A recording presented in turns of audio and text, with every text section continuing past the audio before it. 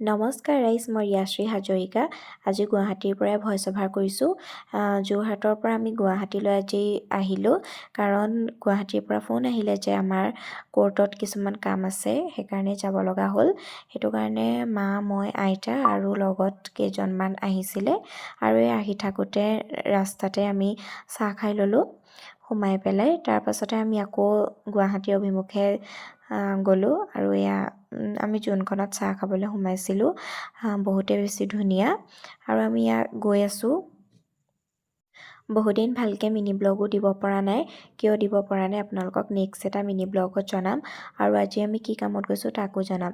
আৰু ইয়াত যাওঁতে কাজিৰঙা ৰাস্তাৰ সন্মুখতে থকা বুঢ়ীমাই থান, তাতে সোমাই আমি সেৱা কৰি ল'লোঁ, যাত্ৰা যাতে শুভ হওক। তাকে আমি সোমাই পেলাই আকৌ আমি যাত্ৰা আৰম্ভ কৰিলোঁ। আৰু ৰাস্তাত যাওঁতে হাতী বাবাকো দেখিলোঁ, পোৱালি হাতী 3জনাক, তাকে আমি সেৱা কৰিলোঁ। আৰু গৈ পেলাই আমি কাজিৰঙা ৰাস্তাও সোমালোঁ। তাত আমি হৰিণা, গড় বহুতেই দেখিলোঁ।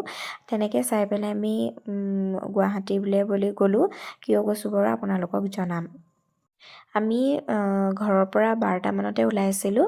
গুৱাহাটী আমি পালোহি 7টামানত পালোহি বাৰু। তাকে আপোনালোকে লাষ্টলৈকে ভিডিঅ'টো চাই থাকক। আৰু আমি ইয়াত টোল গেটো আহি পালোহি।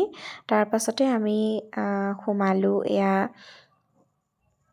সীতা জখলাত।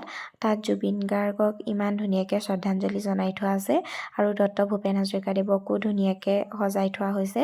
তাতে আমি চাহ তাহ খাই পেলাই আমি বজাৰখনো চালোঁ, আৰু আমি আহি পেলাই এটা হোমষ্টে ল'লোহি দিছপুৰতে থকা। আপোনালোকক হোমষ্টেটো অলপ দেখাই ল'লোঁ, কিন্তু কাইলৈ দিনত আপোনালোকক ভালকৈ দেখাম বাৰু মিনি ব্লগত। আৰু আহি পেলাই আমি ৰোৱা নাই, আৰু তাতে কুকাৰ তেনেকৈ আছিলে, ভাত পানী বনাই আমি খাই শুই থাকিলোঁ। আৰু আজিলৈ মিনি ব্লগটো ইমানে, বাই।